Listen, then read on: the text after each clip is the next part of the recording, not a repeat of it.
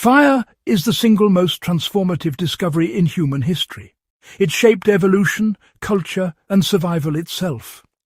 But what many don't realize is that long before modern humans walked the earth, the Neanderthals, those rugged survivors of the Ice Age, had already mastered a fire-making method so reliable and efficient that modern survivalists still struggle to match it. Archaeologists have uncovered evidence of this lost technique in caves across Europe, revealing a level of skill and understanding of nature far more advanced than previously believed. And here's the fascinating part. The same trick they used tens of thousands of years ago can still work today, without a match, lighter, or modern tool. Fire wasn't a luxury for Neanderthals, it was life itself. In the frozen, predator-filled landscapes of Ice Age Europe, warmth meant survival. Archaeological digs from sites like Pech de la Zay in France and Grotta du Lazaret in Italy show that Neanderthals didn't just stumble upon fire left behind by lightning strikes. They made it intentionally, and they did it fast. They used a technique involving manganese dioxide, a black mineral found in the same caves where their tools were discovered. When mixed with crushed wood and struck with flint, manganese dioxide dramatically lowers the temperature needed to ignite tinder. This wasn't primitive luck. It was chemistry. Neanderthals had discovered a way to turn stone and mineral into instant fire, centuries before modern humans learned to control sparks. Think about that. An Ice Age species using controlled oxidation to manipulate combustion temperatures.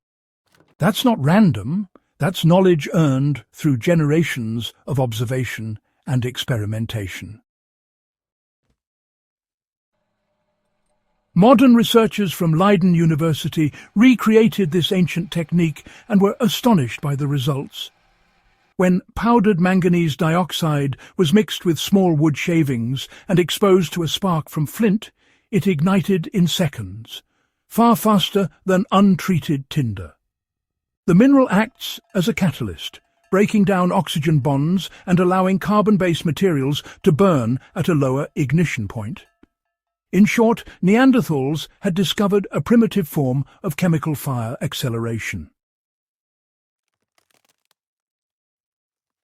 But the brilliance of the trick lies in its simplicity. You see, they didn't carry matches or lighters. No, they carried minerals. They collected black rocks, what scientists first thought were pigments for cave art, and ground them down with stone tools. The resulting powder, quite fascinatingly, could transform even damp or cold wood into a viable fire source. This was, in essence, the Ice Age version of waterproof matches. Now, for survivalists today, this same principle can still be applied. If you're out there in the wild and struggling with wet tinder, a small amount of powdered manganese dioxide, available naturally in some rocks or even found in old alkaline batteries, can, drastically improve your odds of ignition. However, always use natural sources, not battery waste, since industrial manganese contains toxic additives. In practical field use, even a handful of charcoal powder mixed with dry dust can mimic the same catalytic effect. The Neanderthal fire-making process was both primitive and elegant. They began with a base of soft, dry materials. Fibrous bark, fine wood dust, and animal hair were common tinders. Over this, they sprinkled a small layer of crushed black mineral, then struck flint against pyrite to produce sparks. The mineral reacted immediately with the organic tinder, reducing the ignition temperature and producing a steady, controllable flame. From there, they built up with progressively larger sticks, creating a fire that could be sustained even in damp conditions. You can replicate this technique today with natural materials. Gather fine tinder like dried grass or cedar bark. Find a dark, mineral-rich stone. Manganese dioxide often appears as a black, slightly metallic coating on rock surfaces. Grind it gently with another stone until it becomes powder. Sprinkle that onto your tinder and strike a spark from flint and steel. The result, if your materials are right, is immediate combustion with far less effort than friction-based methods. Understanding how Neanderthals made fire changes how we view early humanity. For decades, they were painted as slow, primitive brutes. But archaeological evidence tells a different story, one of intelligence, adaptability, and resourcefulness. Firemaking isn't just about warmth, it's about control.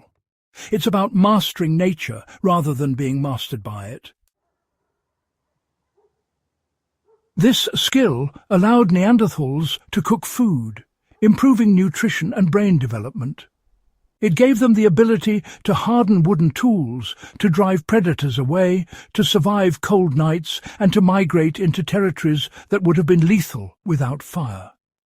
In a very real sense, this trick was the backbone of their survival strategy, and one of the foundations upon which all later human civilization was built. Even in modern survival training, fire remains the first priority. Shelter and water mean little if you can't generate heat. The Neanderthal trick shows us that you don't need complex tools, just knowledge, patience, and materials already provided by nature. The key takeaway for anyone practicing bushcraft or emergency preparedness is adaptability. You can carry fire-starting tools, but learning the chemical and mechanical principles behind them makes you independent. The Neanderthal method teaches that the most powerful survival skill isn't strength. It's understanding your environment. If you're in the wild and facing wet conditions, always think in layers. First, dry the area where you'll build your fire, gather varying sizes of wood, and prepare your tinder. Add powdered charcoal or ash if manganese-rich minerals aren't available.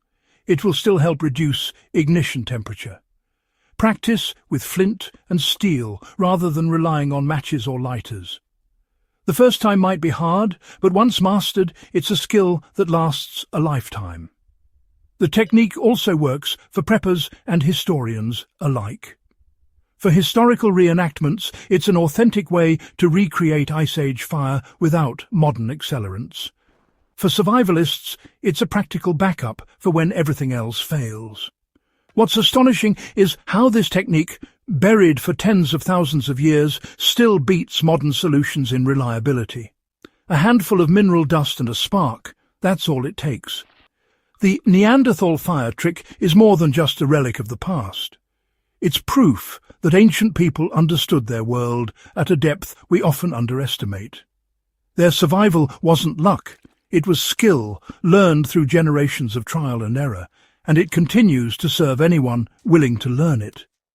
So, the next time you light a fire, think of those early humans huddled in caves, grinding black rock and striking flint under freezing skies.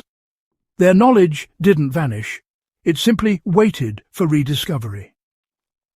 If this deep dive into the lost fire secrets of the Neanderthals sparked your curiosity, subscribe to Echoes of Valor and share this video with fellow history and survival enthusiasts. Keep the flame of the past alive, because the lessons that once kept our ancestors warm still burn bright today.